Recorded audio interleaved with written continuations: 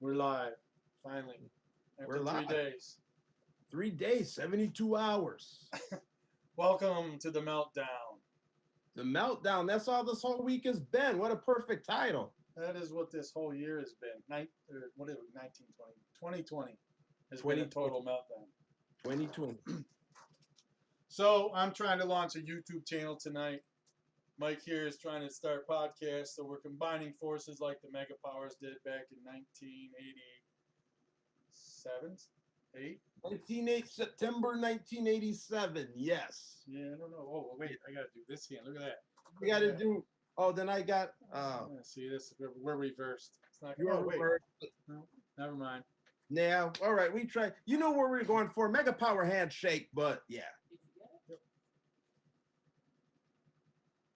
So what do you want to talk about? The floor is yours. The floor is mine. First, I want to admire. I want to admire your backdrop right now. I'm sitting here in absolute awe of all the titles that you've won behind you. Of all the titles, see, that's not called fake news by any means whatsoever. Yes, you got it. You know the current one that looks like a ring, the one we grew up with. When I say a ring, I mean like the ring that goes You on. might have grown up with that. I grew up with the Bob Backlund belt.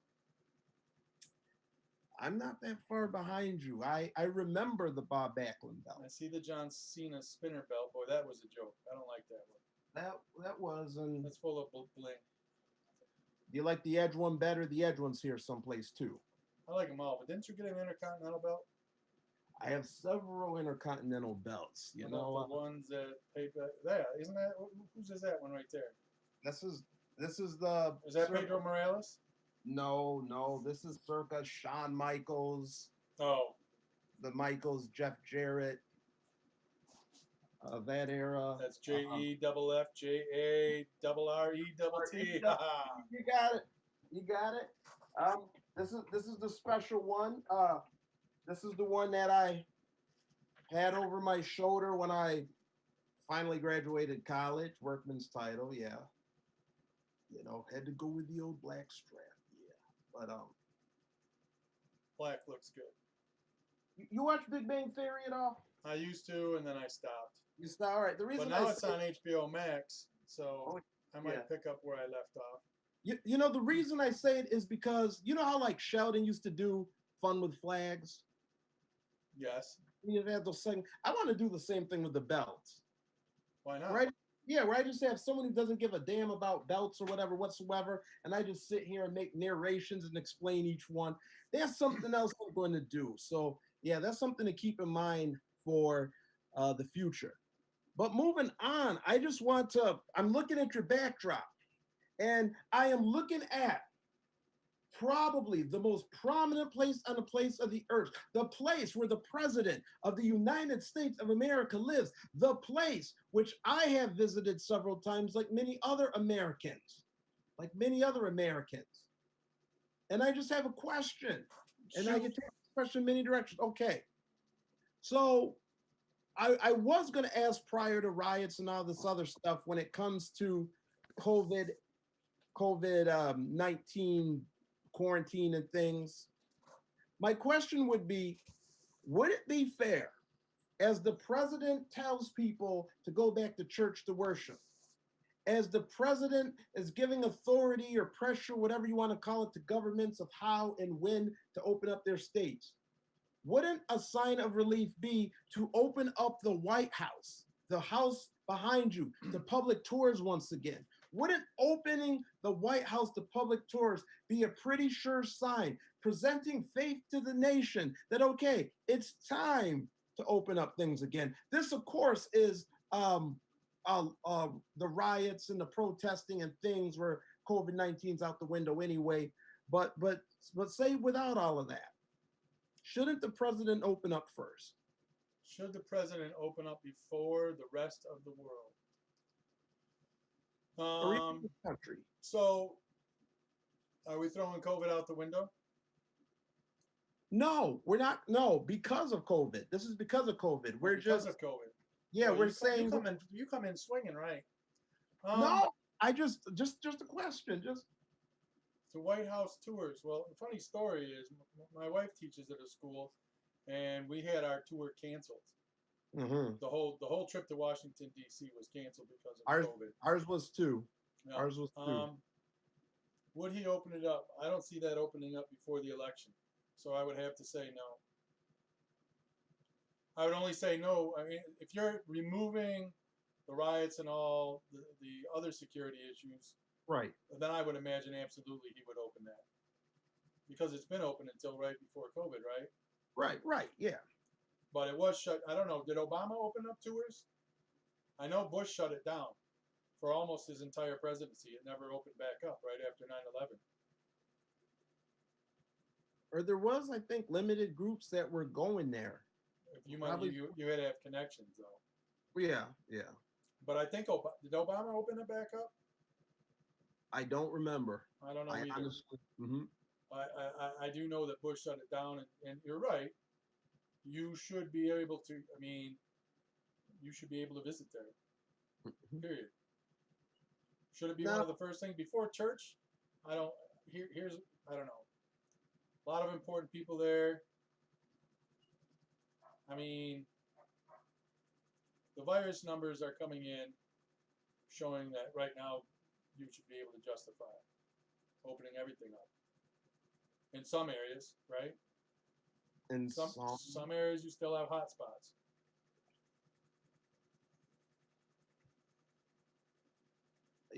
I had, and I could tell you how easy it is to forget about COVID-19.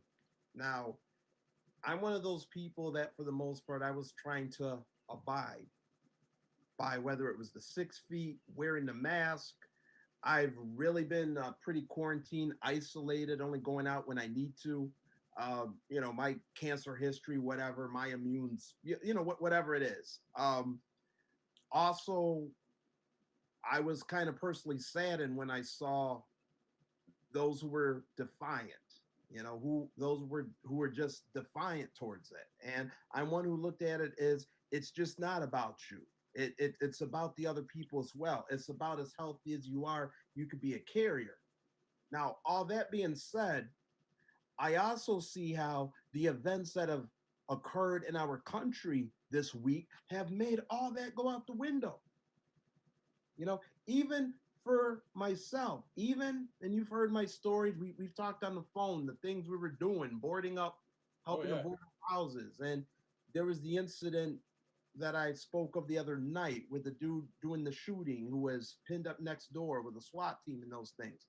And I was running up and down around the block, not even thinking about wearing a mask, not even thinking about 6 feet, not even, I was in the midst of all the action of what's going on where all that kind of goes out the window. So I've actually myself I've had some school duties and things, most of what I'm doing from home.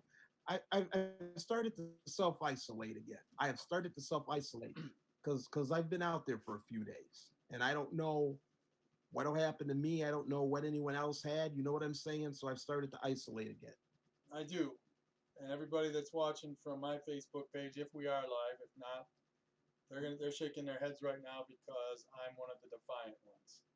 Mm-hmm. I have not worn a mask in public, except for the first 2 weeks.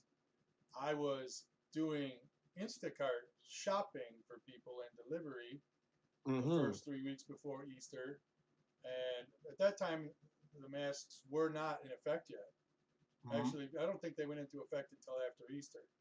Um, Part of the defiance is number one.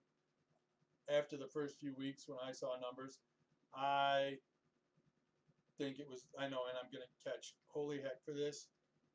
Just another fluke. Now the numbers seem to be coming around to prove that point. Um, I wear a mask around my neck. I will tell you this: if I see an elderly people, and yes, everybody's like, "How do you know who's compromised and who's not?" I don't, but I do Mm-hmm. try to social distance in those areas. Lately, but I have never once been asked to put on a mask, stopped from entering a store, and in the recent weeks, our governor, actually last week or this week, I get confused because he makes statements every day. He put the onus on the stores. to enact his uh, mandate. Instead of making it a law and forcing people one way or another, uh, he put it on the stores. So now the stores have to decide who they want to anger. The people that don't want to wear them, the people that do. But nobody said anything, so I'm not sure. Why the defiance? And it's interesting that you brought it up, um, like you said, with people not doing it. I believe it's a right. And I know that sounds silly given the situations that we're in now and what the rights the protesters are fighting for. And I want to differentiate between protesters and the people that are in there trying to destroy that cause, Yes, indeed. looting and robbing. And Mm-hmm.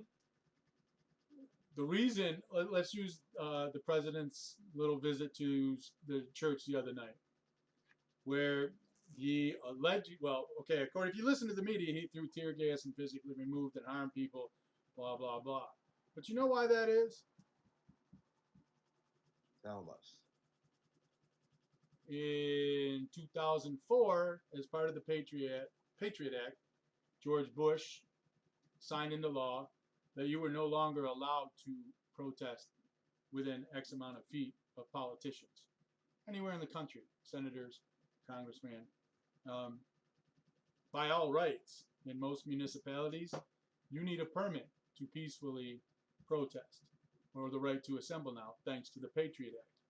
So going back, everybody says, why is the mask a big deal? Is the mask a big deal as far as how it affects me? No. But it's one thing that they get you to do, and you lose the right to choose or lose. Right now, we're all locked in our houses. Why? Why are we locked in our houses? Because governors across the country are using that mandate for and against that really they have no authority to keep us locked down. They've been given executive powers, which by law should only last 30 days, and a lot of these governors have taken full authority, authoritarian control, and made rules that they are unable to enforce, and in turn puts it on local municipalities like your city or my city to enforce. Now here's a kicker. There's a business, a tanning business today, was shut back down by the governor where I'm from. Not the governor, the mayor, I'm sorry, the mayor. Using the fact that the governor's mandate. 3 miles down the road in Faulkner, there's a tanning booth open. In fact, they're the only one in the state that is now not in phase two because our mayor decided, hey, we're not in phase two. Oh, my green screen's leaving. Anyway, so you have all of this uh, different interpretations of law. Who can open, who can't, when can you open, when can't you? And there is absolutely nothing coming down from the top of the state telling people that. So the main thing is the people that refuse to wear the mask are not in defiance or trying to harm people, but they're trying to not let more of our rights get taken away in the name of fear, like the Patriot Act, where you were allowed to suddenly, for whatever reason, record phone calls, illegal searches for no reason if they thought you had it. That's all changed. That's been slowly coming back. That's the main reason for the defiance on the mask, the defiance on the lockdowns. When you see people going to beaches, I can't speak for everybody, but I know the people that are in my circle of things, that's what that's about. And I know it pales in comparison as to what's going on and what the Black Lives Matter movements are, but rights are rights, and we don't want anyone stripped away. Where we're at in Philadelphia, where I believe in as urban as the city is, and even in our suburbs, uh, the state mandate from the Commonwealth coming down, emergency law was passed that you have to wear a mask. Really, was it a law or a mandate? You see, that's it. I think it's a mandate, but so it's unenforceable. Well, yeah. However, for the most part, there's not really much resistance. It's okay. You have to wear a mask to go into Target. Okay. You have to wear a mask to go to the laundromat. Okay, the sign you can't enter without a mask. All right, try to stand 6 feet away, even though they have X's and signs that really seem more 6 inches away. They do the best they can. Right. Yeah, but there's not really much resistance. Yes, there's frustration over businesses being closed for so long. Yes, there's frustration over the number of people that could be in a gathering. Yes, there's frustrations for the postponements of, but at least the mask part, at least in the city and surrounding the city, there's not there's not too much defiance. There's not too much defiance. What are your numbers like out there, though, as far as deaths and number of cases? Give me one moment.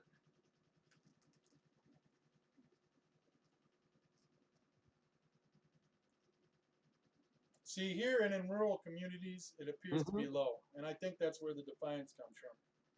Mm-hmm. Because people are seeing the numbers and saying that they don't justify uh, the rules in place. Right. Okay, so are you asking for Philadelphia area or for the state? I'm asking for Philadelphia area because, like for Warren, I guarantee you, the Warren area down in West Pennsylvania is Right. not the same.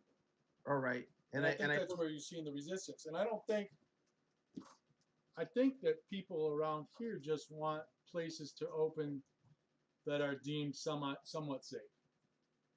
Okay, our numbers. We have 17,208 confirmed cases for Philadelphia County, 1,217 deaths.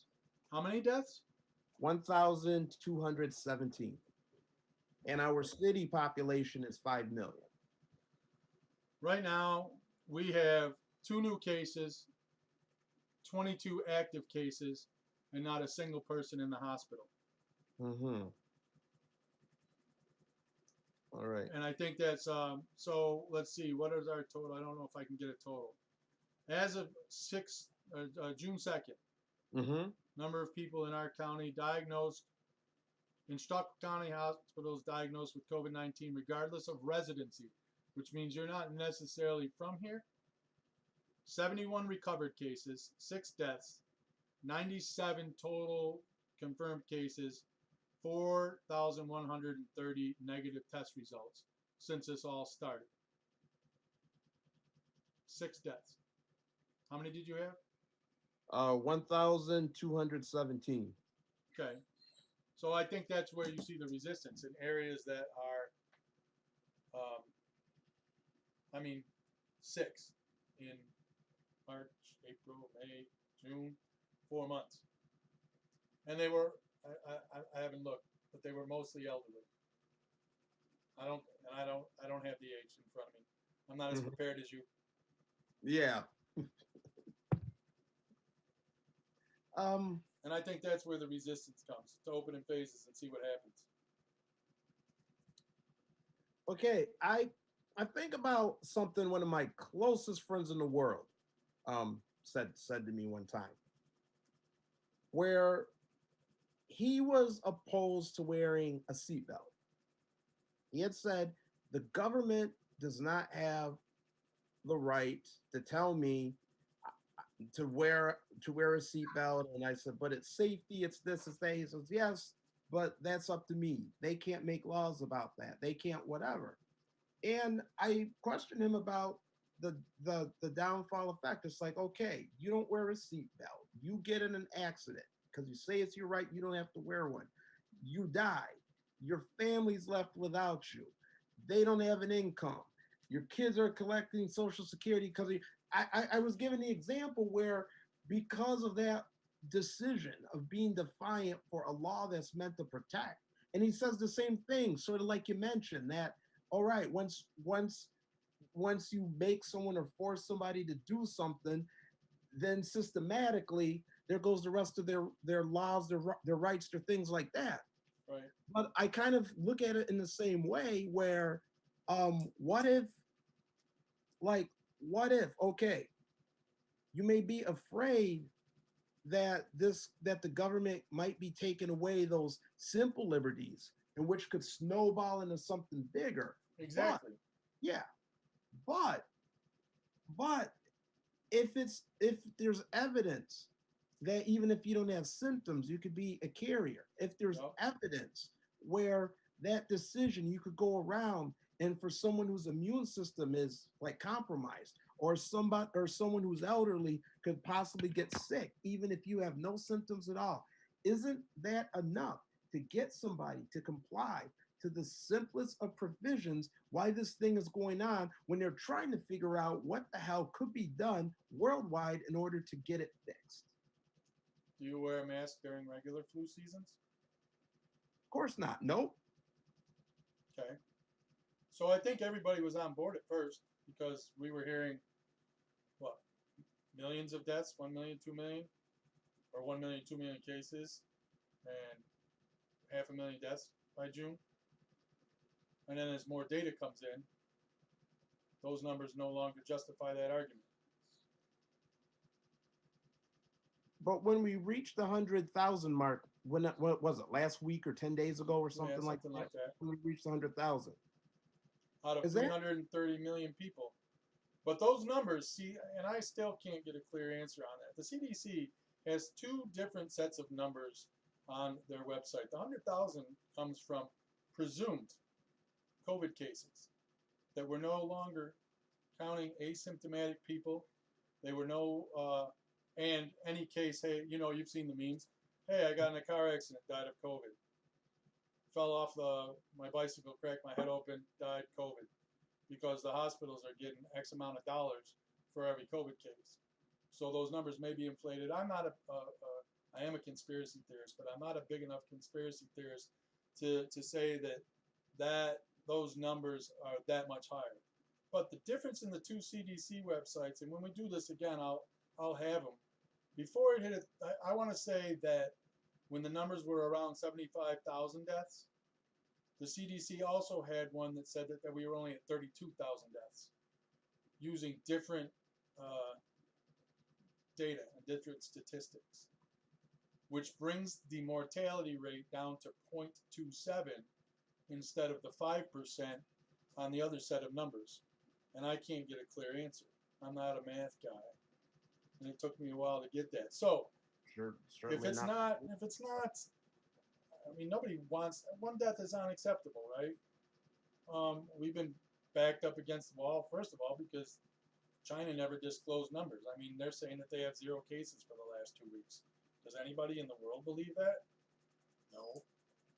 So you have part of the defiance about the rights, and the other part is we don't believe the numbers that are being put out there. Now those projections you gave, all right, the expectation of the 500,000 deaths by now and that, weren't those the projections if we didn't start taking the precautions, if we didn't? No, because at the beginning of this thing, they said masks were unnecessary. Dr. Fauci himself said healthy people don't need to wear masks. The CDC said healthy people don't need to wear masks. The WHO said we don't need to wear masks. How long did we go without masks before they made it? It was after Easter. I don't remember when they started making the mandate for, and then it was state by state to boot. So I'm not comfortable with a mandate at all.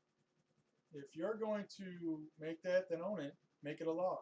Even if it's temporary law, make it a 30-day law, and then see what happens. But no, originally that wasn't the case. The masks were unnecessary. They said the only people that needed them were the people that were sick, and they needed the N95 mask to keep from spreading.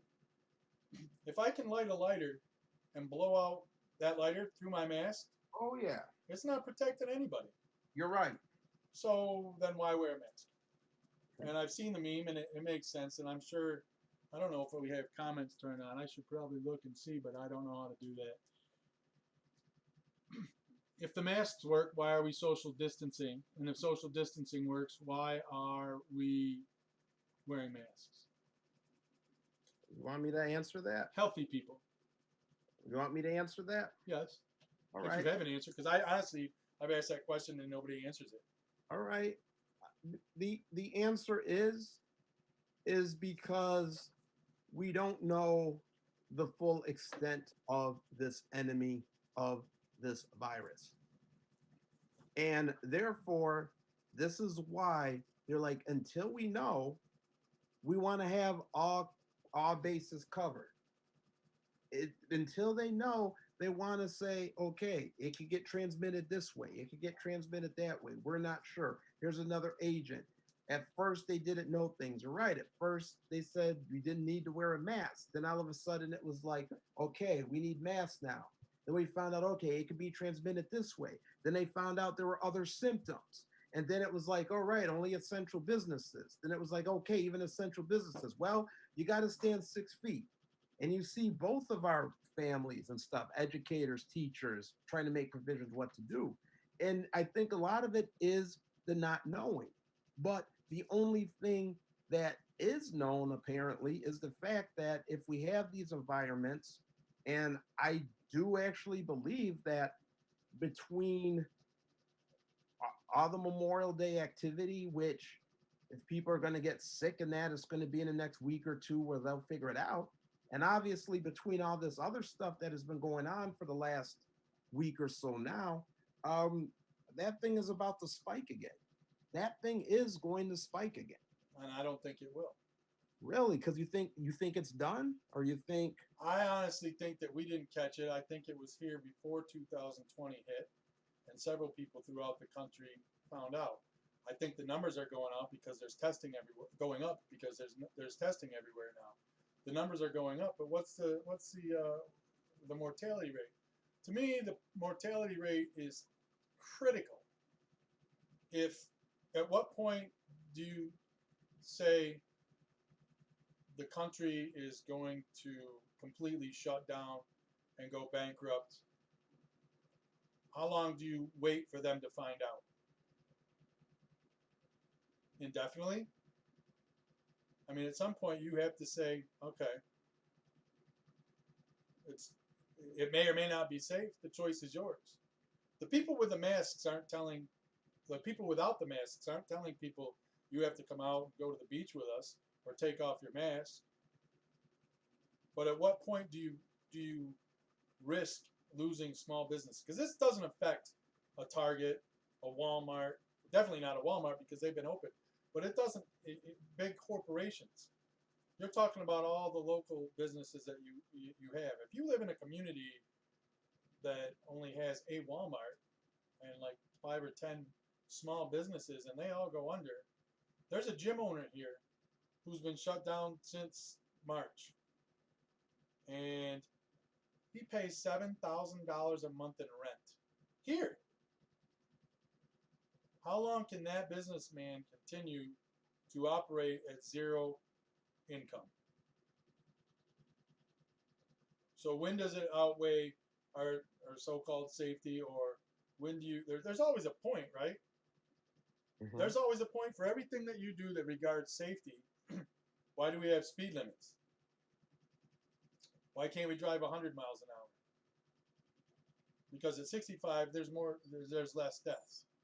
There's more deaths than 35. We could cut that in half, right?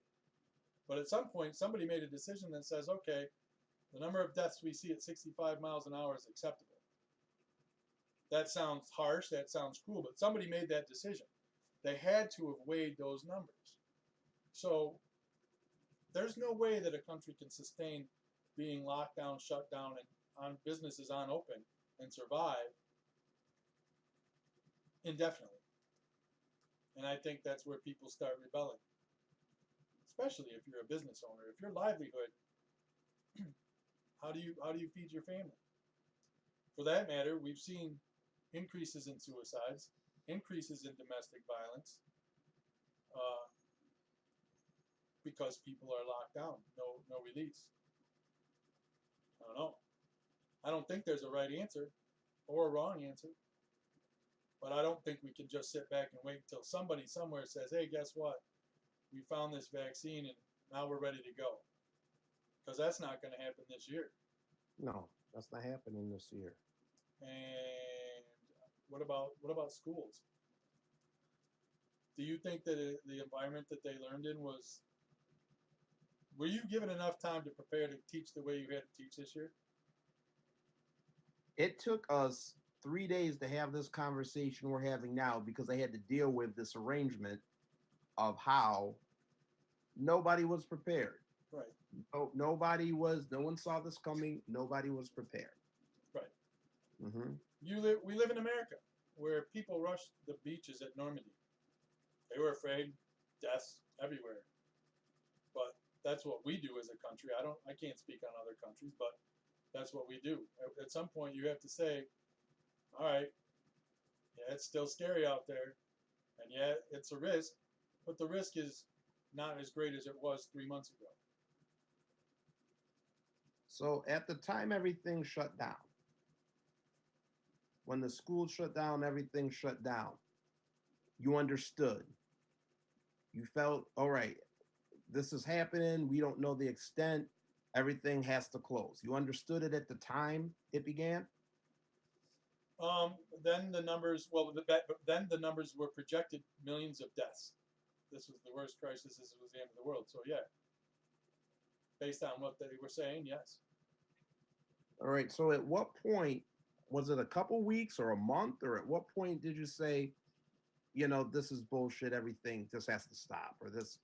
Um, Man, I don't know. Once the masks started, after they said you didn't need them, I don't have a time frame where I don't think it's necessarily bullshit.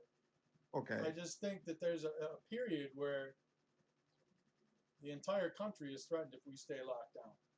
Mm-hmm. So I would say that would have been, honestly, and it sounds foolish now, but I'll own it. I thought this would be over by Easter. Easter was my target date when we started talking about this, because even when we heard it it happening in China and was coming here, it was no big deal, and then it just blew up overnight. I Mm-hmm. still thought that the numbers would flip by Easter.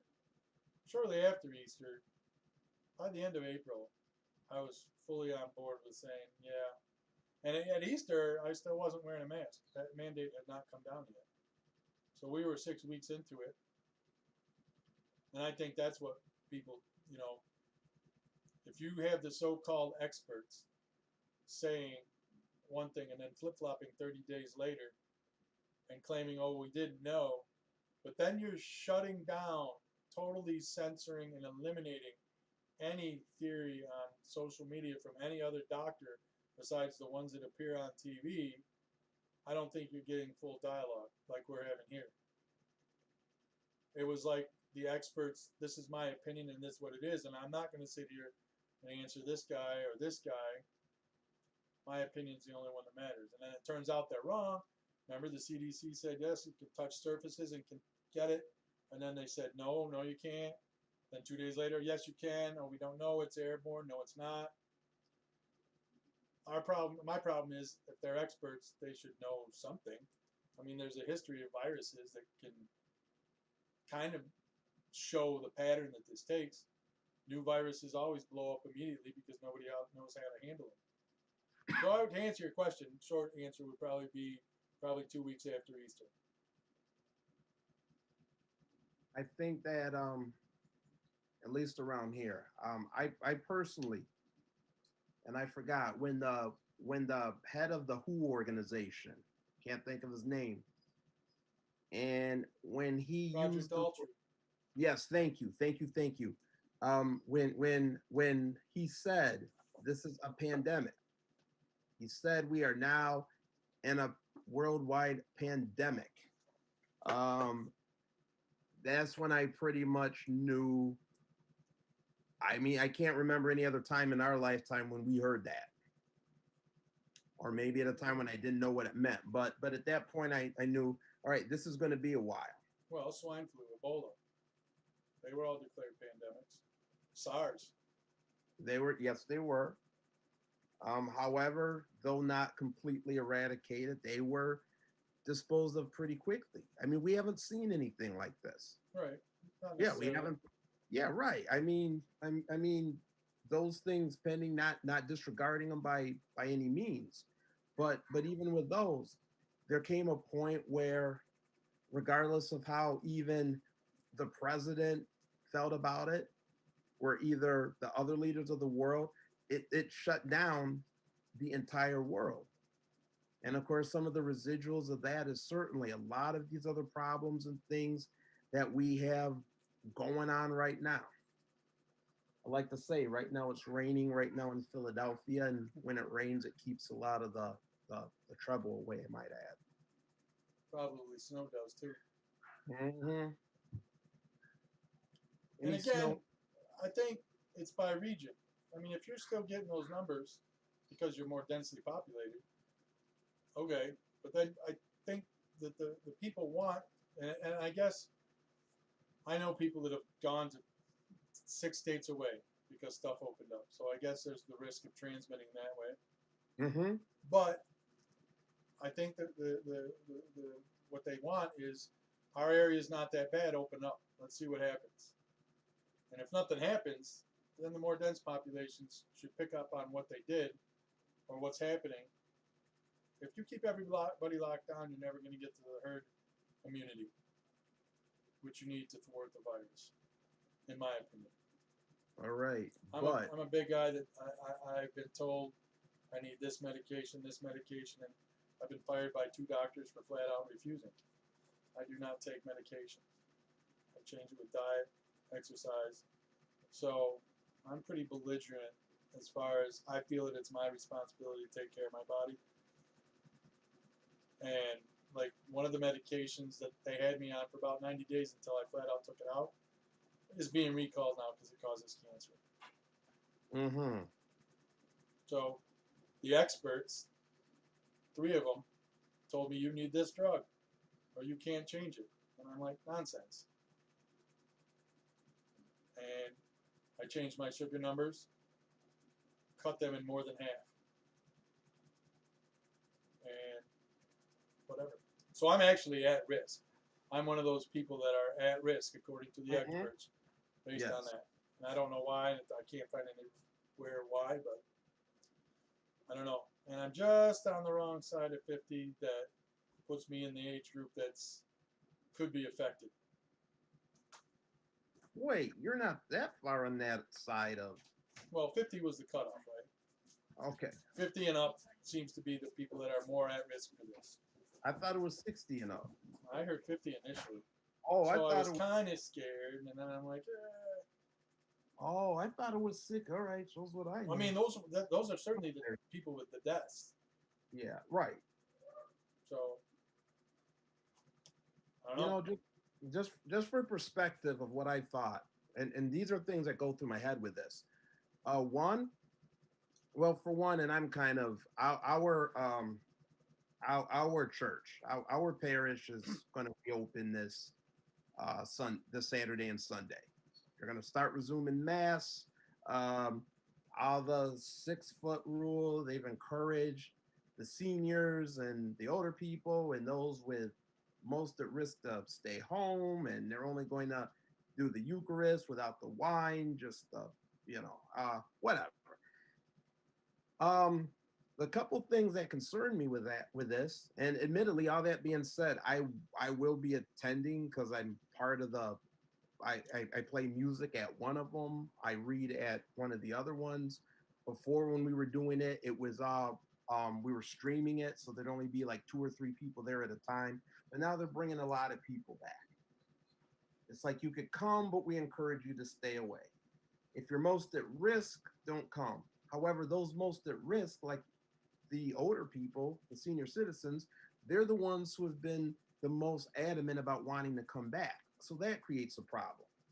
I spoke to another friend of mine who is a pastor, and he said, we're not opening up. We're not having church yet. And he goes, the hardest thing would be for me to do is to open up the church, have those people come back, have somebody die from this virus, and then have to eulogize them at their funeral. He says, I couldn't live with myself if I did that. And I just say not for, but it's just something of a perspective. Like another perspective, there was even a time the school I teach at, they don't end until mid-July actually. And at one point they were hoping that school could resume at the end of June, the beginning of July for the final few weeks before the kids graduate and leave. But now they thought better of it. But then I was skeptical in those situations. Like, what if we did open up? And what if one of those kids did get sick or they didn't get sick because they say at that age they may not be too much at risk, but someone in their families did. And to me, I'm one of those, it's better to be on the safe side. It's better to be on the safe side because you just don't know. And then, like you said, like open up, see what happens. Right, but at See. what point do you do that? Good question. I don't I know mean, that point. that's out of our pay grade, obviously, but Mm-hmm. that's the $24,000 question. How long do you keep it shut down? Now, I think, see, it doesn't make sense to me that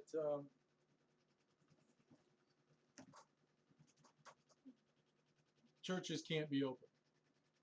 I don't know if you have a big church, and I'm not talking about the mega churches. Mm-hmm. I don't know what your attendance is like either, but church attendance across the country is down. Yeah. Can't you social distance in the pews? Well, Have yeah. multiple services? Yes. That's the intention. So that's they're going to social I mean, up distance. here they've been having drive-in uh, services at some of the churches where you broadcast over the car radio and you sit in your cars in the parking lot while the Oh, all while right. the Sort of pastor. like a drive-in movie. Yep, exactly. Yes. And that's another thing that freedom of religion, freedom to worship, is guaranteed by the Constitution. That's why people aren't mad that it's shut down. People are mad at the inequity. Why is Walmart safe but my church isn't? Why can I go to Home Depot and I can't go to church? I mean, it's the same thing. You could social distance. You could wear the mask if you're going to be in there. If that's what you want to open. And then I don't know. Like I said, we're not going to have the right answer until it's over. No, you're right. But I would also mention, you saw what happened to some of those churches that were defying this thing back in March and April and Easter time. They have a lot of sick members that were in some of those churches. The minister in Virginia that passed away. Another one, I think, forgive me, I don't remember if it was Ohio or Kentucky, passed away, you know? Other ones where 14, 15 members of a pair, or excuse me, not a parish or a congregation, depending on the denomination, got very sick. Now, True. granted, we're in June now. Um, but the other thing that I think about with this is they are saying, even though it's been this many months, we're now in the summer, almost the summer, people have the view that the warmer weather will, these germs are going to go. I've heard that, and I don't necessarily know if I buy into that. That the warmer weather will kill it. I don't think so. See, that's a two-way street. Because remember when, on one hand, when they talk about disease and these agents and stuff, they try to say that they've been frozen in the tundra or the poles or whatever for many, many years. And then because of global warming and the melting of the caps, and now Do we're getting. not get me started on global warming. Oh, that's for people will be here until midnight. Well, all right. We No, won't. but I mean, so yeah, go ahead. Continue your thought though. As far as I'm just busting your chops. Yeah, but no, but I always wondered. It's almost like first they're trying to say that because of the melting, and I'm not saying this scientifically with, I'm just saying the argument of what they're presenting, that there's all these disease agents and germs that have been frozen that have now become unfrozen and now are starting to affect us and hurt us. So like Jurassic Park, but with viruses? Yes. That's fair enough. Mm-hmm. So are you agreeing then that the heat will kill it? I don't know. I've seen some studies where that there's darn near zero cases the further south you go out of our country, like in the tropics. Mm-hmm. So I mean, maybe there's some validity to that. I mean, let's hope so. What is it about warmer weather? People always say, when I moved down south, my asthma was gone. When I moved out to Arizona, my body cleared up. Everything Oh, I I think I can answer that. Vitamin D. okay. Some What just some 60% of Americans are vitamin D deficient.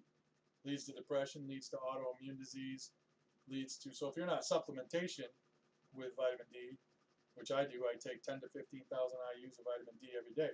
I haven't been sick in 6 years at all, not even so much as a cold. really? Right. So, and I mean, I'm around kids, students. My kid goes to school. I don't know. Mm-hmm. I drink this stuff every day. Branched chain amino acids. I don't know if that helps. But yeah, vitamin D. Where do you get vitamin D from? The sun. Mm-hmm. I mean, so is it the virus? Is it actually, does the virus disappear? Does the heat kill the virus? Maybe not. But the vitamin D certainly boosts your immune system. That's proven scientifically. So in the winter, when you can't get out into the sun, obviously, if you're not supplementing with vitamin D, then that's my theory that that's what's doing it. They've done studies that it doesn't survive well. I don't think heat kills the virus. I just think our bodies are stronger because of vitamin D and fresh air. And if it's as airborne as they think, any virus, whatever, you get a little bit of it at a time instead of just all hit at once. Your body can attack that and build up an immunity to it, at least with most viruses. I mean, I think that's the key instead of the actual heat. Just my theory, brother. My theory is, uh, by the way, for those keeping tab, right now they're showing a video of My Otis. man Otis! Otis There's gets the girl. How are you Otis. watching that on your? Oh, I saw this last week. This is from last week. Yeah, they're showing the She's clip. dreaming right now, and Otis is gonna cannonball. Spoiler alert: Otis is gonna cannonball right here and ruin it. Oh, So much for that, Otis. Not tonight. well, but there he is.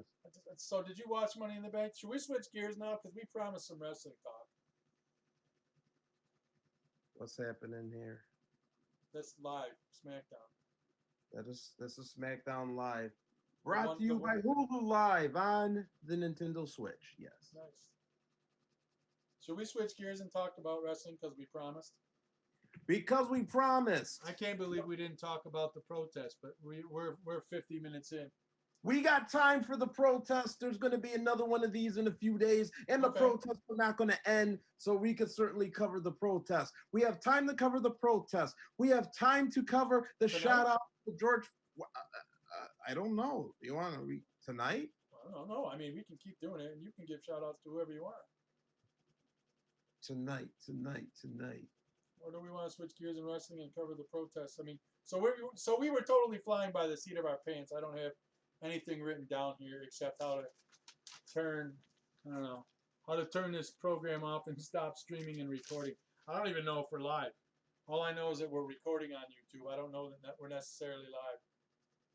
Well, it's all right. We could But we fake will it. have it saved so we can podcast it and post it. If it didn't go live, I will post it immediately following. Yes, we can. All right, let's switch gears to wrestling now. Okay. All right. I love Otis. You're what? I love Otis. You love Otis. Money in the Bank winner. Money in the Bank winner. And I sat there before the thing started and I said, did you watch Money in the Bank? Of course. I sat there and I go, man, you know what? Now I like Shayna Baszler, but I love Asuka. And I'm like, it would be great if Asuka won, but there's no way that's going to happen. At the time, I didn't know Becky was pregnant. Right. And then Otis, and I'm like, there's no way that they're ever going to give that to Otis. Right. And when it happened, I was like, oh, sweet, Asuka won. And I don't know when she's going to cash in. Maybe Becky will lose between now and whenever. And then when Otis got it, I jumped out of my seat. Because not only is Otis getting a girl, he's getting a title shot. He's getting a title shot. And I love Mandy Rose because not only is she hot, she can deadlift. She was a bodybuilder. professional, like on the stage competing. Really? She can deadlift 385 pounds with reps, Did not know that. which is 80 pounds more than I've ever done with 5 reps. Wow. So you're talking Mandy Rose. You're not even talking Dana Brooke. You're talking Mandy I'm Rose. talking Mandy Rose. Mandy Rose. Wow. Yeah, she is strong. She is super strong. And Otis is like every guy's dream. Every guy that's afraid to ask the girl out.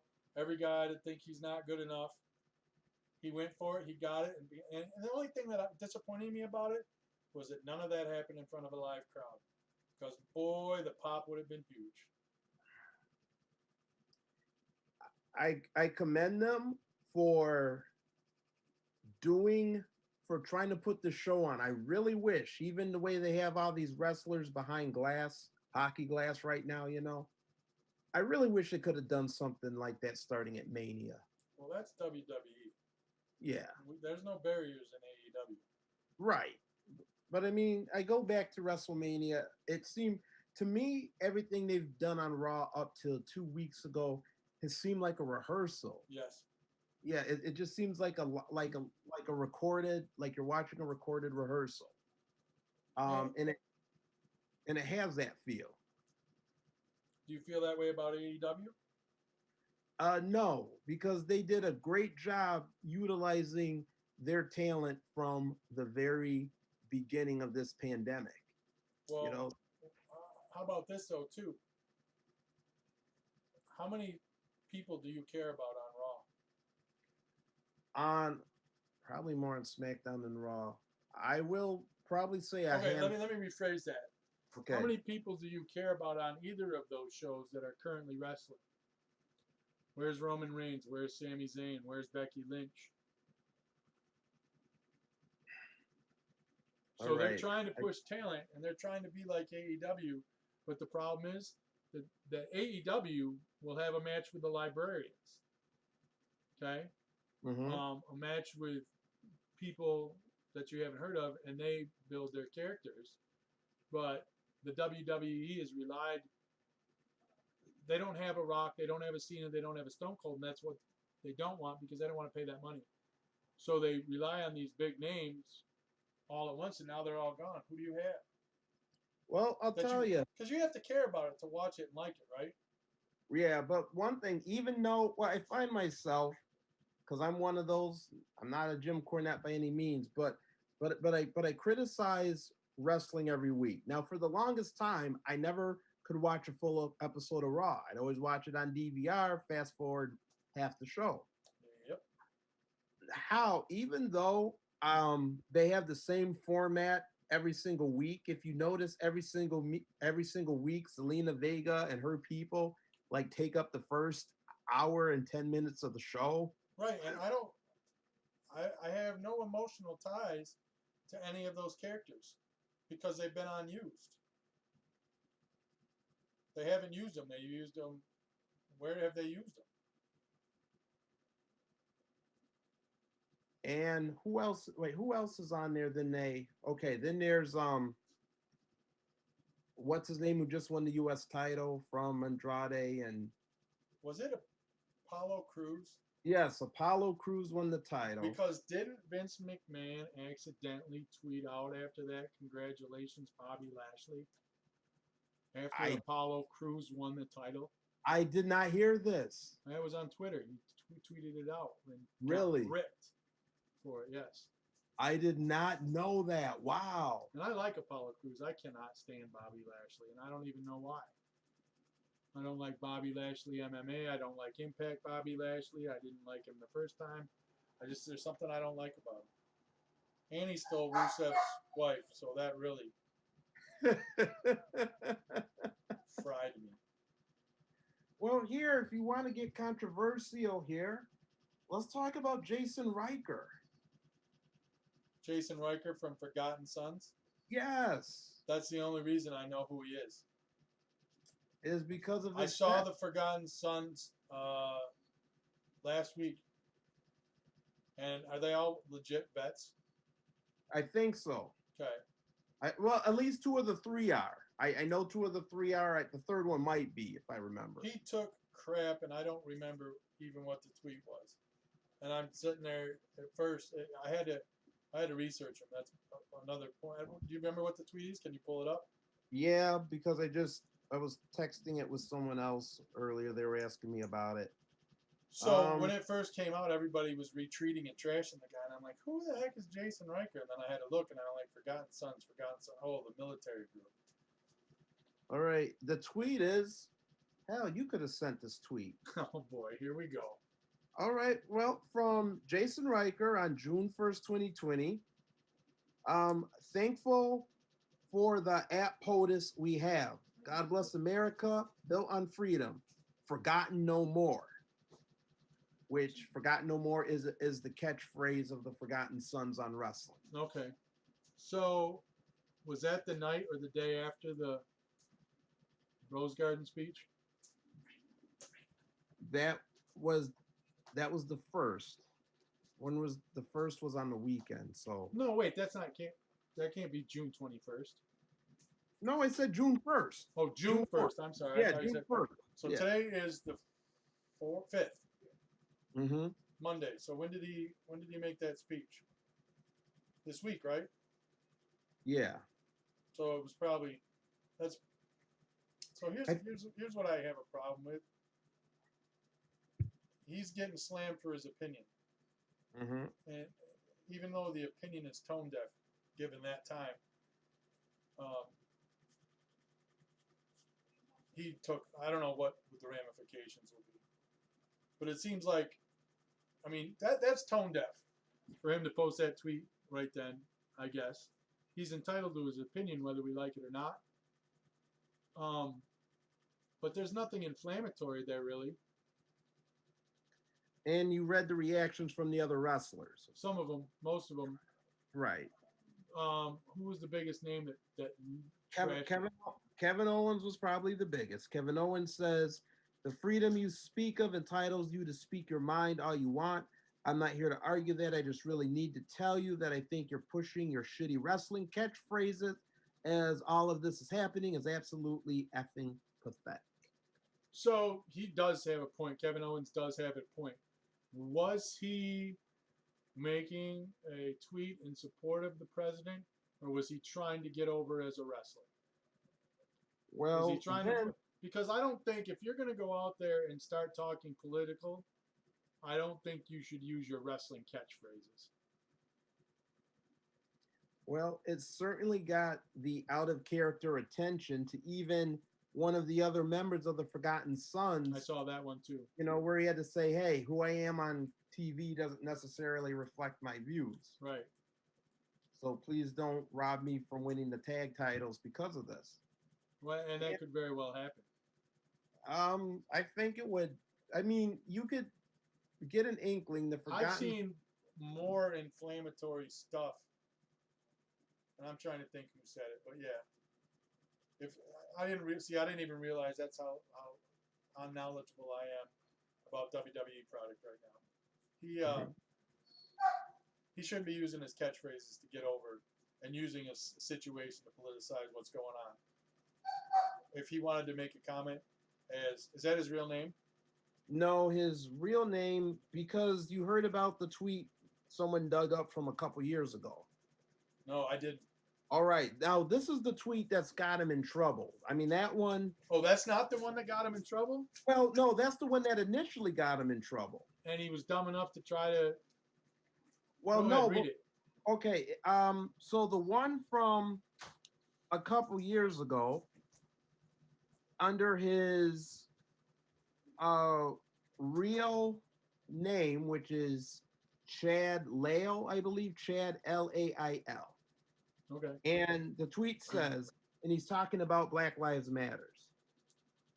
And he says, "Pretty touchy subject, but all this Black Lives Matter garbage baffles me.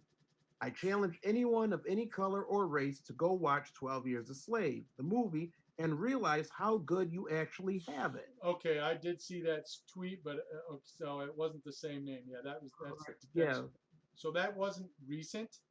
No, that was from a couple years. I just want to Yeah. finish reading it because he said, Regardless, what I did see that, and that is the most asinine statement to make. But continue the rest of the tweet. well, the rest of it is just simply says, learn heritage, Christ, Gandhi, Buddha. They all taught love and caring for others. This is getting out of hand. I pray for this nation daily. When was that though? Um, I can't figure it out. It's at least, from my understanding, it's at least 2 years old. Okay. I mean, dumb. Dumb statement. So then goes to another question, and I just want to compare that, switch gears for a second. Okay. Um, the Clutch Adams situation in AEW.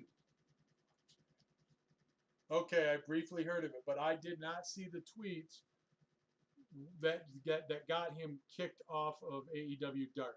I'm All aware right, of the situation, but I do not know. All right, I'm not going to read it out loud. Is it that bad? Can you see it? Let me see. It's upside down, but no, I can see it. Okay, I just read the first one, and that was enough for me. That's 7 years ago. Is that his real name? They know who he is, right?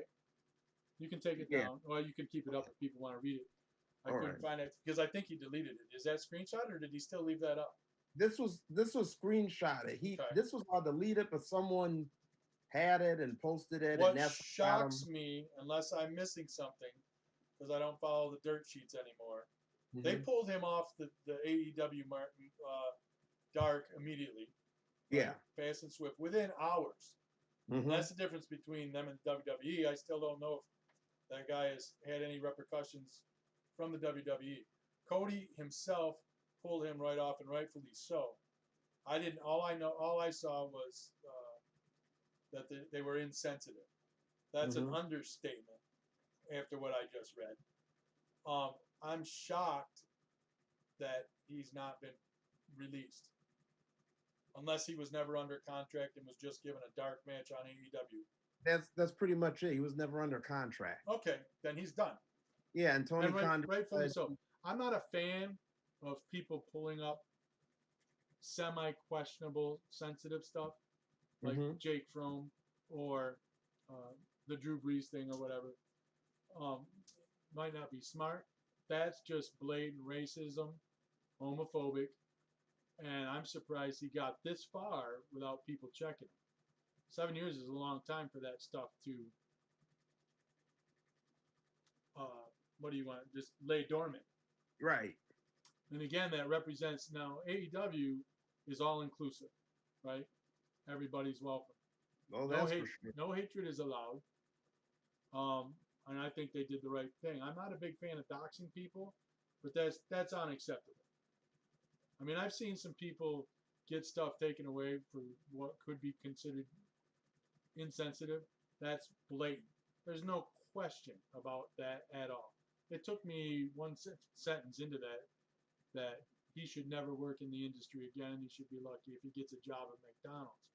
All right. Does it matter that he was a teenager when he said those things? How old was he as a teenager? This was, well, all right. This was 7 years ago, right? 6, 7 years ago, they said. And hold on. How old is he now? Just checking. Okay, Clutch Adams, professional wrestler.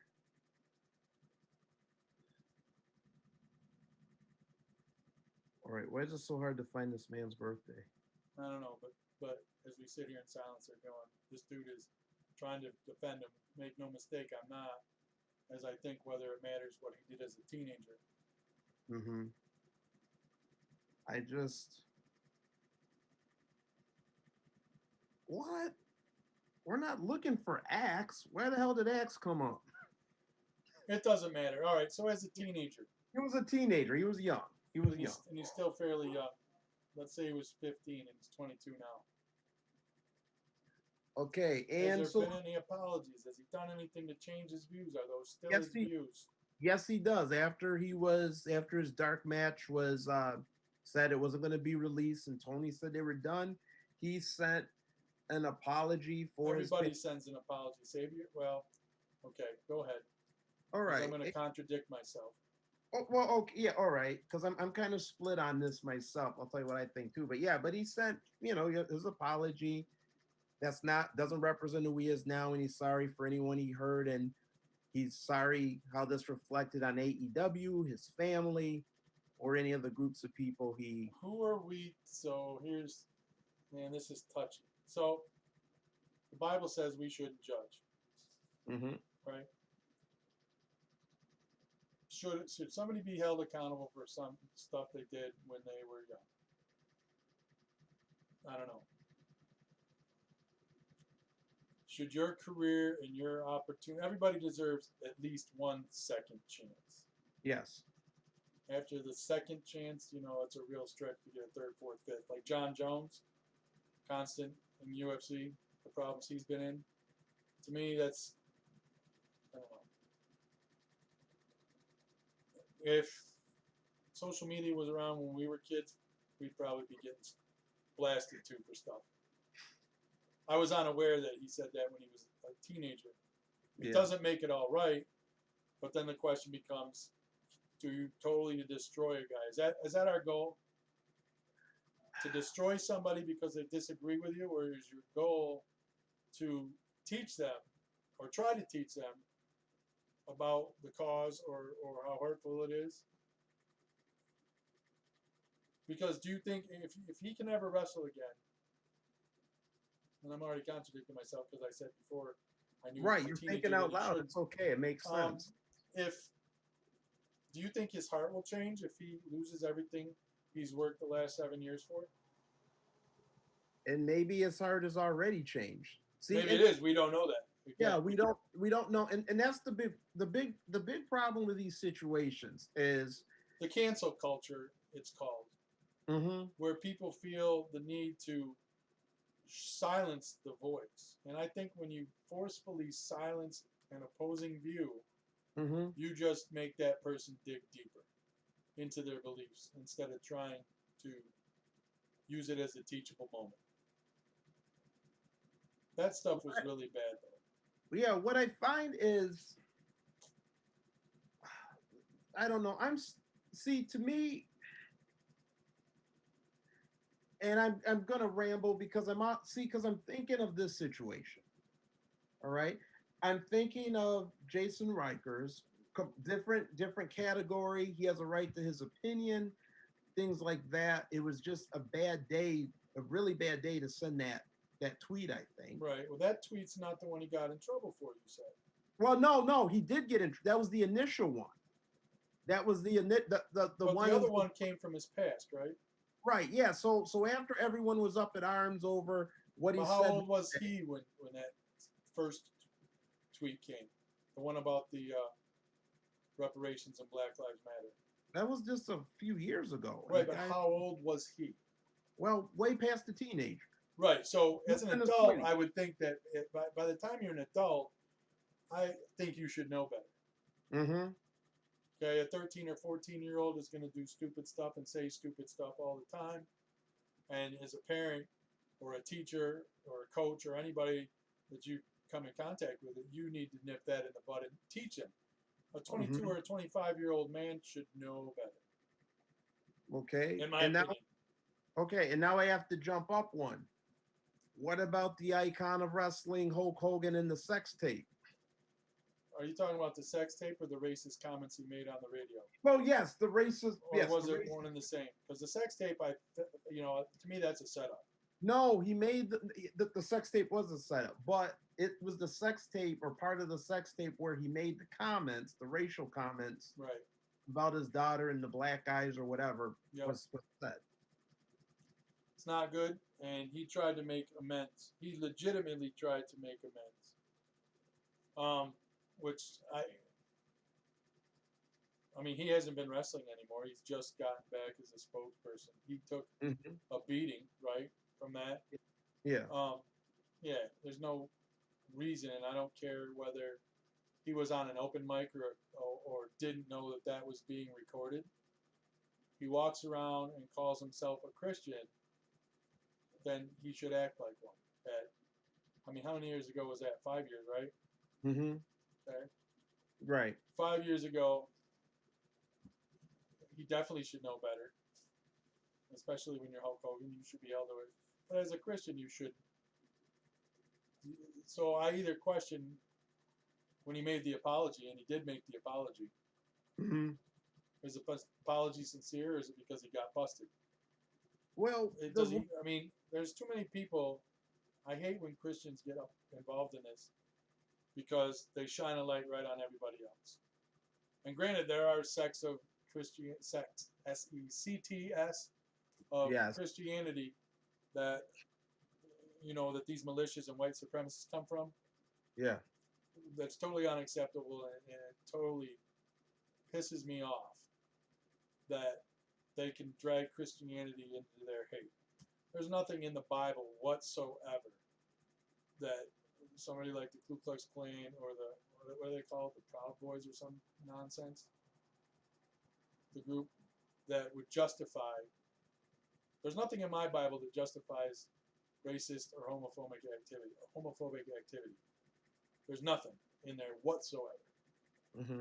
And that's going to tick off some of my Christian friends who disagree and think that homosexuality is a sin. Again, I'll refer to two things. Jesus talks about love one another repeatedly, and do not judge. Not my job. If it is a sin, that's not my job. It's not your job. It's not Hulk Hogan's job to judge. That's the Lord above. Mm-hmm. And for judging that person, you're going to be judged just as harshly. And I think that people walk around thinking that Christianity is like a shield that you could stand behind to spout off this stuff and get away with it. And that's absolutely false. And it really ticks off real Christians and makes everybody look bad. But Hulk Hogan should have known better. Now, not for me to decide again, or you. I know, I don't remember the wrestlers, but some people definitely had a problem with him coming back. I think it was members of the New Day. Well, some members of the New Day, Titus O'Neil. Titus O'Neil was the big one, right? Yeah, And listen, I'll tell you what, Titus O'Neil is kept around because of all the community service he does. He's very popular with the children in the communities, with everything, and he's in the inner cities working. So if Titus O'Neil doesn't want to accept his apology, I have no problem with that. Their reason at the time was that they felt when Hulk Hogan addressed the locker room when he came back before whatever pay-per-view it was a couple years ago, they felt that he was more or less not apologizing for what he said, but it seemed like he was apologizing for the fact that everyone found out about it or had to hear it. See, and we're not in the locker room, but I'm not going to call Titus O'Neil a liar. Right. And even if that's not how Hulk meant it, if it came across that way to the people that he's desperately needs to apologize to, then he failed. I think too, and I'll go on record. Hulk Hogan was your favorite wrestler and mine too, right? For a while, anyway.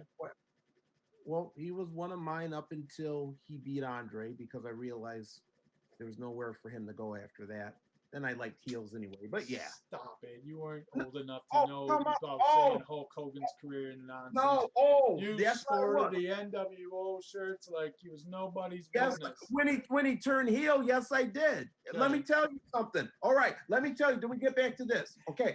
We sit here and talk about a pandemic and part of the protest, and the thing that's fired you up the most is Hulk Hogan and the NWO. All right, no, but I'm telling you, three people that I felt should have beat Hogan during his original reign, even if Hogan got the title back.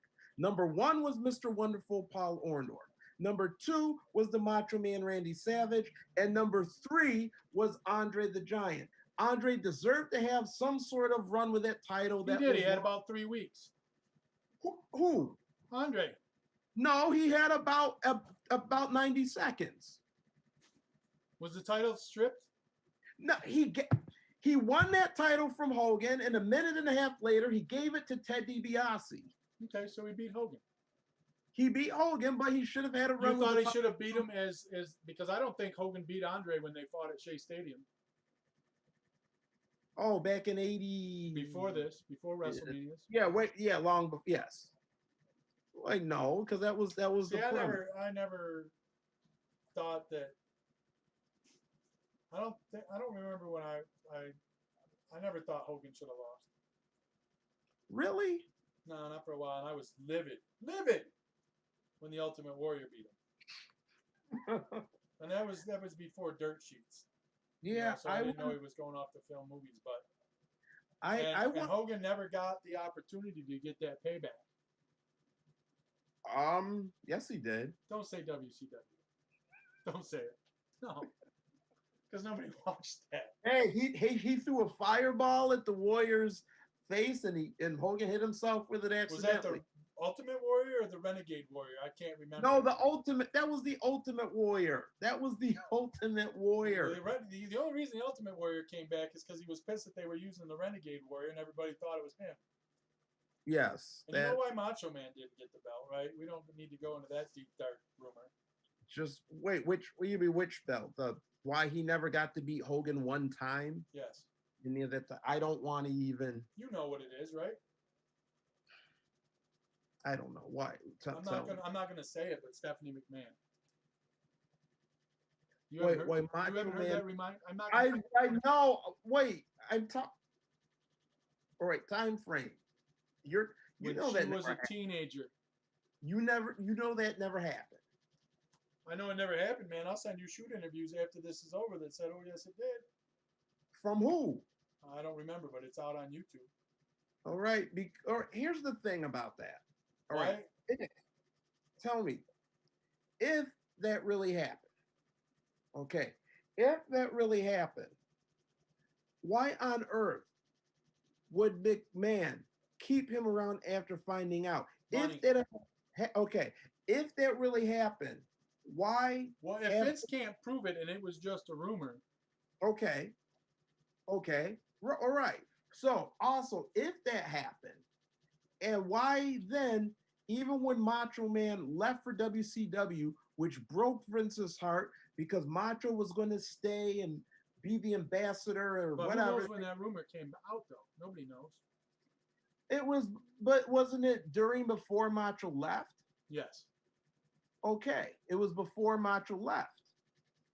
So, if it was true and if Vince McMahon believed it, then he would have canned Macho. And not only that, you remember, as heartbroken as he was when Savage left, Macho gave a very heartfelt goodbye send-off to the Macho Man, announcing to the WWF universe that Randy Savage was no longer part of the World Wrestling Federation. Okay. So if this man that's a gimmick for ratings. Huh? That's a gimmick for ratings. Well, wrestling was down for so long. Who knows? No one knew that they were going to tune in to Monday Night Raw and hear Vince McMahon say goodbye to the Macho Man. That wasn't advertised. And even then, if people were like, turn on Raw right now, the Macho Man or Vince McMahon's making a speech about the Macho Man leaving the Federation. By the time people got turned on the TV, it would have been over. So no, I don't think that ever happened. Okay. And that's just. And plus, if that ever happened, he never still to this day would have gone into the Hall of Fame and people would be up in arms talking about the rumor, wondering why. True. So that's just my... I was there when the Mega Powers exploded. Hogan winning his money. I was live in Atlantic City at Trump Tower. That is not Trump Tower. That is the White House. That is the red. I'm just saying he lives there now, but he was at Trump Tower. Yes. I don't know. Let's talk about AEW. I don't want to talk about old school wrestling. Okay. Well, I just got to say one thing. Go ahead. All right. Because we got about 8 minutes, and then we've been on for an hour and a half. All right, and then we'll fight next time about stuff. Okay. We have riots and all this other stuff, and I have to draw sympathy for the weird gunmen. I mean, talk about all week in the city. Oh yeah, we should have. I don't know how we started with the COVID, to be honest with you. I don't know why we started with the COVID. We'll do another one Sunday. Okay. We'll figure out a time. because Okay. I really wanted people to hear what happened in Philadelphia this week. Oh gosh. But we have eight Damn, minutes. we only have 8 minutes now. It'll be 9 o'clock, and I'll be surprised if anybody's still watching right now. I know they will. I know no one wants to hear this. Okay, well, I can't believe you haven't mentioned my nice COVID beard, by the way. that is. I haven't seen you for a while. You know, when I picture you, man, it's like the picture in my head is all of us sitting on the couch in my grandparents' place. I gave myself the COVID haircut the other day. See, there you go. At least you took. See that's doing for yourself. Right. There's an example of do it yourself. Yeah. No comments on my shirt. I see. People really hate this shirt when I go out in public with COVID. You know what? You should have started off with that shirt. You know, I didn't know we were going to talk about COVID, but before all you snowflakes out there do have a meltdown, it's a wrestling shirt. Villain Enterprises, Marty Skrull. Look up the gimmick yourself. You know what our preview should be for the next episode. You need to sport that nameless red hat. Not this. You don't want me to go full heel towards the end of this and do a run-in? Towards the end. Look, you sport the hat. I sport the Obama tattoo, and then we go from there. Do you really have an Obama tattoo? Yeah. Zoom in on that. I can't see it. It's getting dark in both our houses. Yeah, it's hard to see. We might have to do this during the. All right, try to get a little more light. I'd see it better from the back. I don't know. Kind of faded. No, that's all right. That's badass. I put a fake one of Donald Trump up and said that I got that last year. People started freaking out. Well, Peter Davidson has his Hillary tattoo. I mean, does he really? Yeah. I'm scared for that dude's life. He has a Hillary, and not because he has a Hillary tattoo. I just don't. I think that dude's got a lot of problems. Just a little unsettled. Makes great movies though. Most people, most comedians have this dark side that nobody knows about. Usually, and that's where they draw their humor from. Mm-hmm. But anyway, go ahead. Continue your thought about wrestling. All right. First of all, just a question to capitalize. You said your belt, the one that you identify with as a child, is the Bob Backlund one. Yeah, because that's when I first got into wrestling. When I was 13, Bob Backlund was the champion, and I was, at that time still there wasn't internet and whatever, and it was still the first time I saw it was Blackjack Mulligan versus the Great Kabuki, and he spit the thing in his face, the green mist, and I'm like, what the hell is this? And then they put the claw on, and you could see blood, and then all of a sudden this big red X went up on TV, not suitable for TV, and I'm like, holy cow. So I was fully believing it was real, and I was mad when Hogan lost the belt. I'm sorry, not Hogan, Backlund. When Backlund, okay, I turned the light on, so now it's a little better. When Backlund lost the belt to the Iron Sheik, I was terribly upset. And initially, I did not like Hulk Hogan because Backlund never got a rematch. So yes, I identify with that belt. Okay, the belt I identify most, believe it or not, is the green Intercontinental belt. And I'm not talking about the one that Greg Valentine destroyed in the cage. I'm talking about the one Don Morocco had. People forget about this one. Did Don Morocco win that from Pedro Morales? No, Tito Santana? Morocco won it from Pedro. Yes, okay, yep. Yeah. But Morocco's IC belt, it was green and it had like a big eagle that protruded out of it. Right. Which is kind of like, well, Backlund had the eagles on the side. Right, yeah. But Morocco's IC title is the one belt that I identify with. And of course, Snuka hitting him from the cage and slamming the belt on him. Then of course Morocco lost to Tito. Then there was the different green one, where it just had the two grapplers in the center of it. Then he lost it to Valentine. Valentine destroyed it. And then on the tag team match weeks later on Superstars of Wrestling, they awarded Tito the new one, which is the most iconic one. Right. Yeah, I got but to drive Tito to the airport 2 years ago. you did when you. All right. Speaking of belts. He wrestled for my friend, you know him, who runs a federation down here. Oh I'm not gonna yes, I throw know. names out here, but I know him quite well. They missed it. I was going to show you the belt that I hate, oh, it's off. but Oh, but that's the Miz. here he But is. anyway, yeah, he's a great guy. Oh yeah, I mean, so it is, now they're just trying to sell belts. Who the hell Yes, wants a blue belt or a red belt? that's yeah. I mean, and you're not allowed to call them belts. Have you seen the Fiend's belt? Yeah, Did you see the price of that when it first came out? wasn't it $650? What was it? It was like 6,000. No, was it? Oh, that's right. The one with all the diamonds and the big details. Yeah. No, They not put that. that out. Wait, the monster one? The monster one, yeah. Oh yeah, they put that out there to see if anybody would buy it. And I think, yeah, I figured, but now it's So in that for. wrestling auction, I fell asleep last night. I was so mad. Literally Oh, 10 minutes before, they had an Eddie Guerrero piece where Eddie signed it, certified with a Linda McMahon signature, certifying it was real, and a piece of the mat from WrestleMania 20. I was And I just there. wanted to see what the price was, and that's what they were going to do. I knew it was out of my price range. I don't know what it started at, but it sold for $16.25. Just a Really? plaque about this. Where am I? Plaque about this big with Eddie autograph, certified autograph, JSA, and from the WWE, and a piece of the ring from that night. Nice. Now they have another one coming up Sunday, Benoit, and I don't know what it is, but they've got some Benoit merchandise.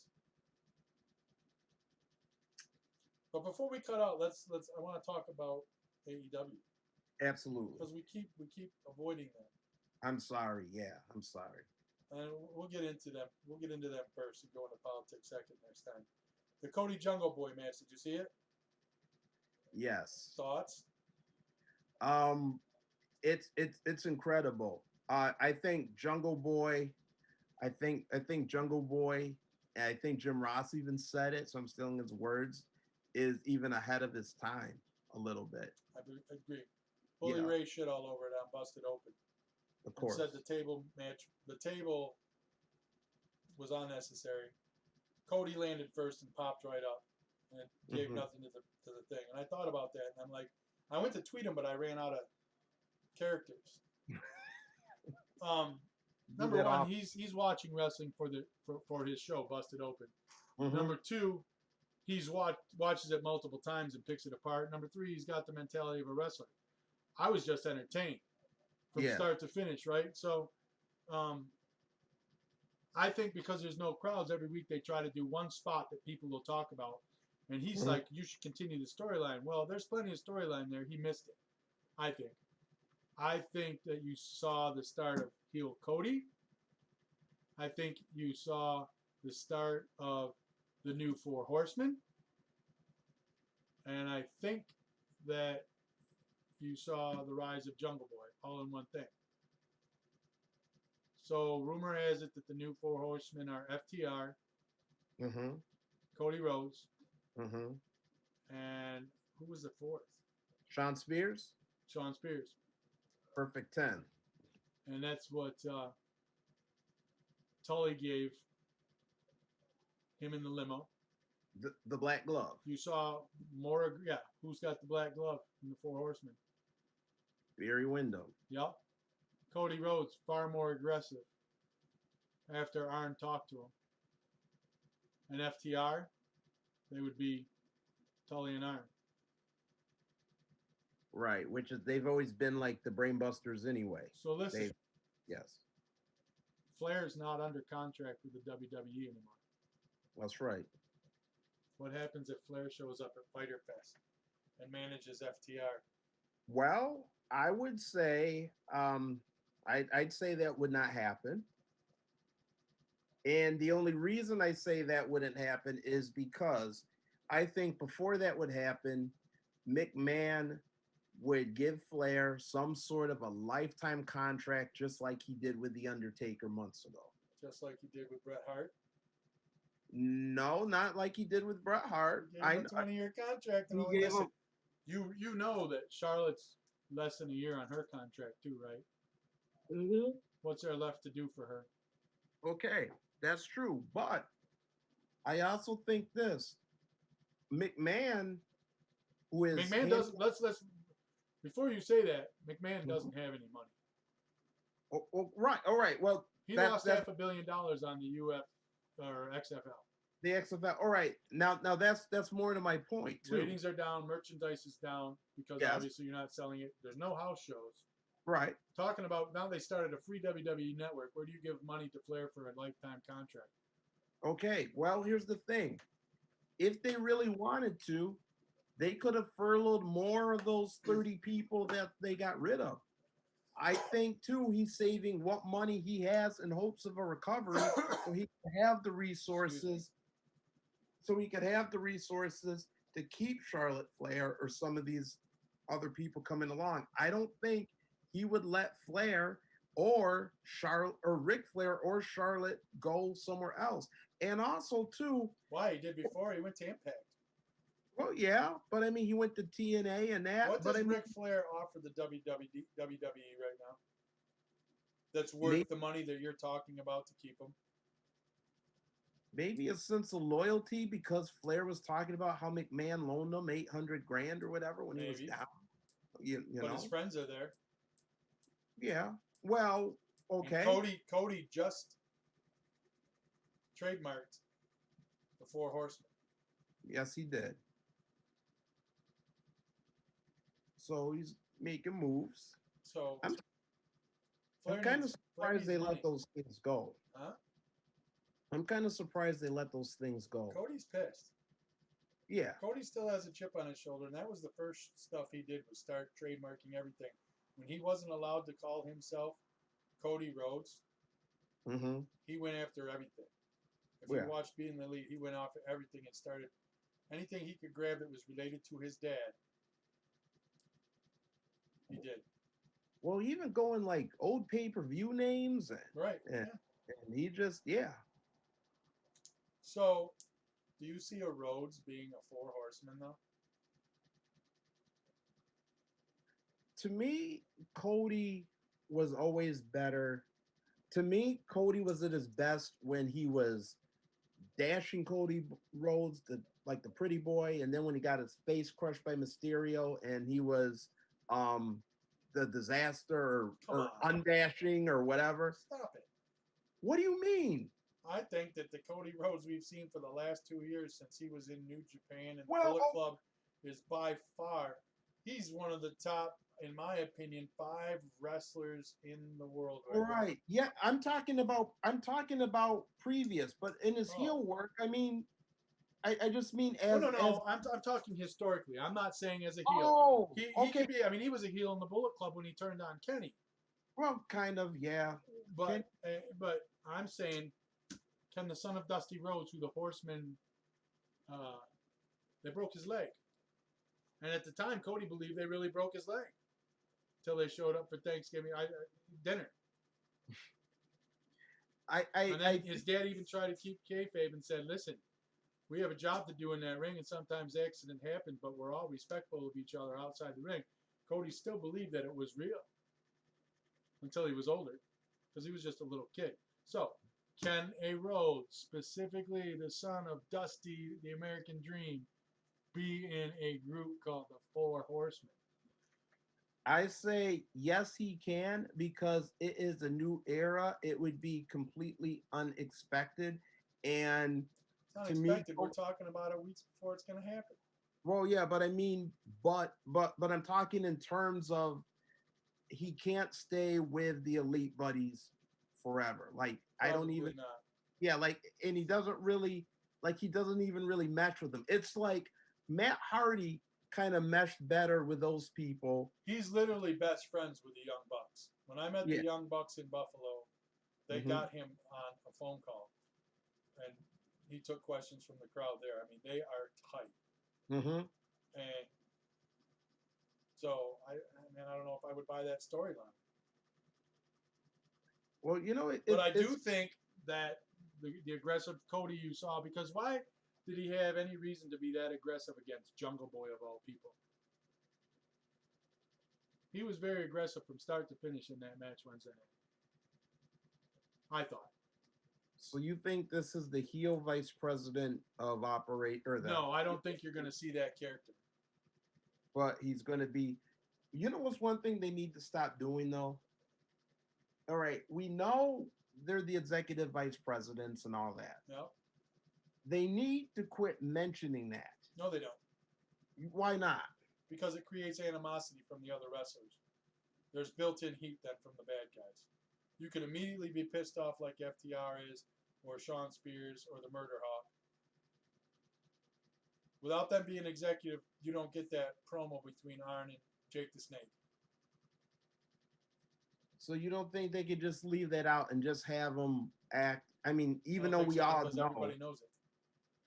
I think if they go Vince McMahon and try to flaunt it, that's an entirely different thing. When they do stuff like that, they're usually busting chops on being the elite. You won't see that on an AEW show, but you will see them say, "Listen, I'm gonna."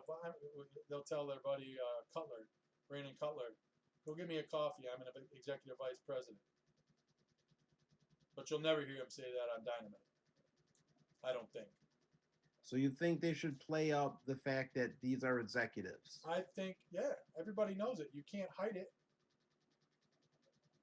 They started it by themselves. Not by themselves, but Well, right.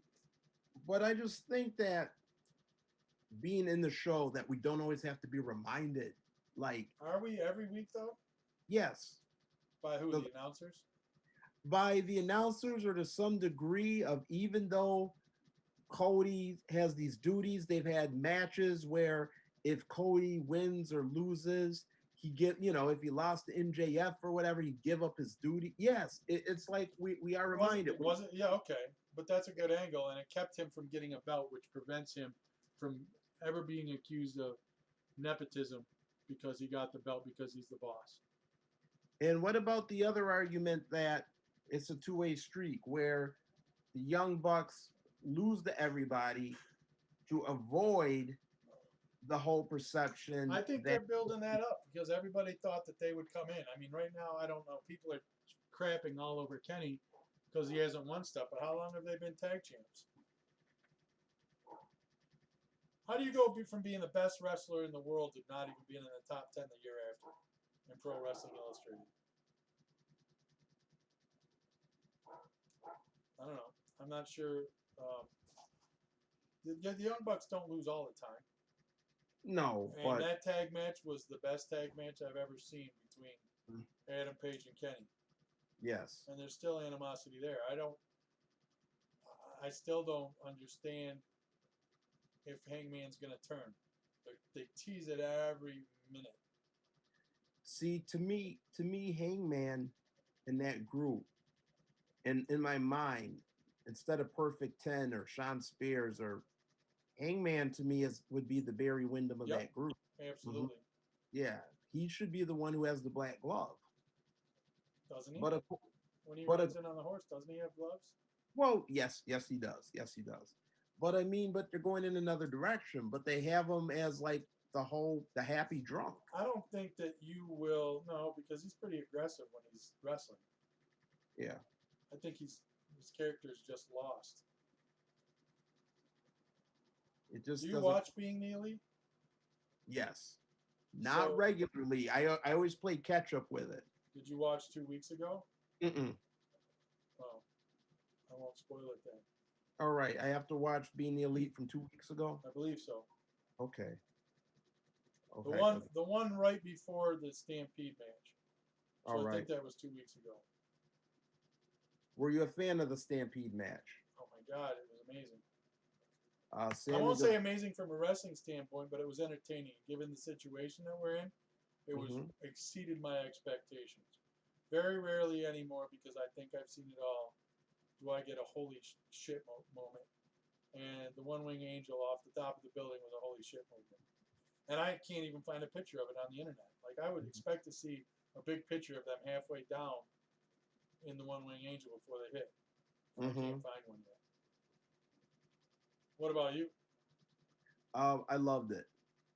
That might be, and there's very few matches that I absolutely, where I'm just kind of blown away. And Right. and the thing is, usually when it comes to these different gimmick matches and things, I don't expect to like them anymore. Right. I wasn't expecting because they literally did it 2 weeks before when Kenny was all over the arena and he did the flip off the one man lift. Yeah, right. Yeah, he did I'm the like, flip how are off. you going to top that stuff? Right. Then they ran into Sammy. He did the awesome bump off the golf cart. Matt Hardy switched clothes, switched personas in the freezer. I be or whatever. Yes. Yeah, I was like, what are they going to do out on the football field that they didn't do in the concourse and the concession stand area? Right. Um, And it was but hilarious. I wish I yeah, had that thing. I used to have one. But I mean, I went from being like, oh my God, that to when Jericho put the pylon on his head and went, I mean, I busted out laughing. But I mean, I was fully entertained by that match from start to finish. I've watched that match 5 times. all right. I think they gave, and I'll say this, I really think they gave Mo- Moxley the title too soon. Jericho was supposed to be on tour right now with Oh, Ozzy, that's right. That's right. He was and then supposed. COVID hit, so Yeah, maybe they wouldn't have taken it off. right. I'm just kind of old school thought that title needed to stay on one person for a solid year. Yeah, but that's not Jericho. You're right. He's 50 something, right? I mean, he's not a long term champ. Well, no, none of his other title reigns have ever been that long. Right. Wherever he's been a champion. So Moxley might. Moxley, I mean, Moxley's over. He's over. Well, he's over. I like him. He's one of my favorites. My criticism is this. I don't know why he cannot have, at least for his big time matches, why they all have to be completely hardcore chaotic. That's what he is. Like, well, but he should break that out every once in a while. I mean, Well, he doesn't. They're not hardcore matches on Dynamite. He saves that for the pay per views. all right, but still, he's like he has wrestling ability. He's a good wrestler. He could. But there's the locker room's littered with good wrestlers. I wouldn't say littered. You wouldn't? Not littered. I mean, Do you not think that AEW has more talented people than the WWE?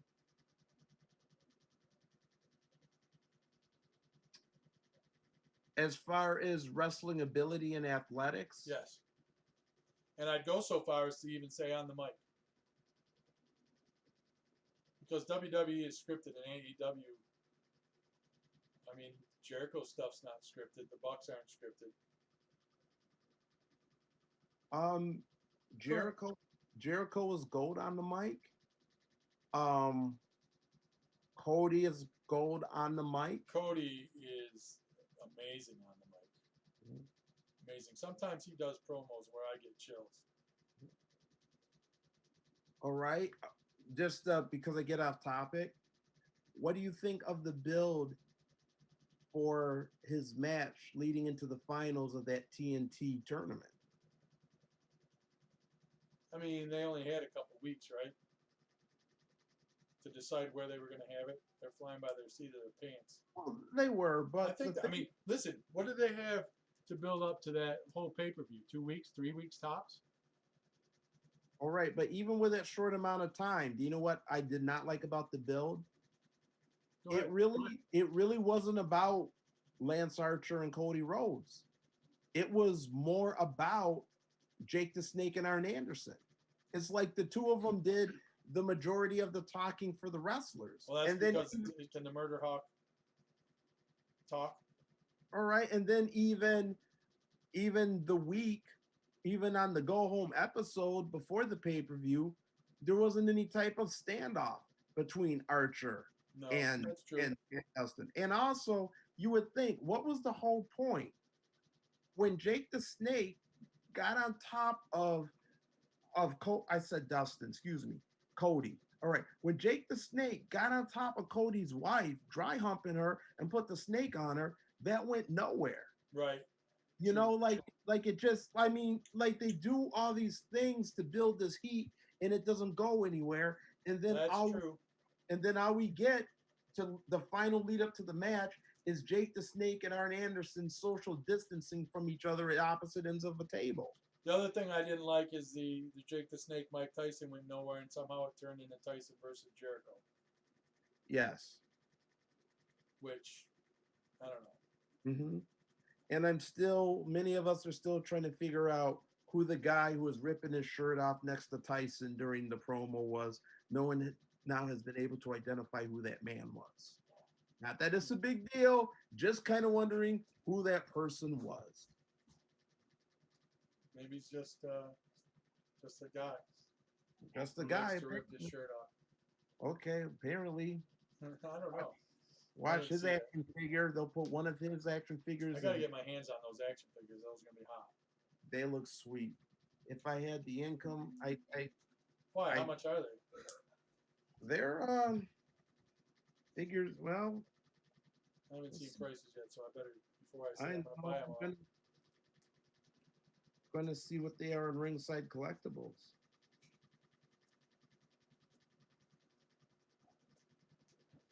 Okay, we really got to wrap it up. It's 9:18.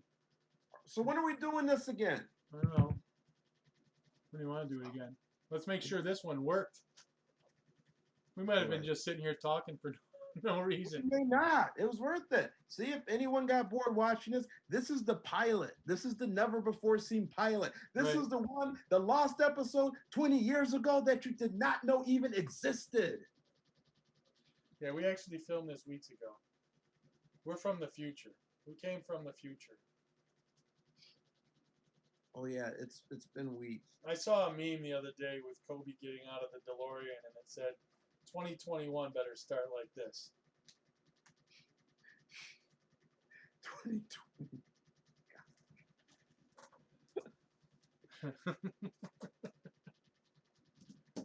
Why is this 2021? Are you trying to process that?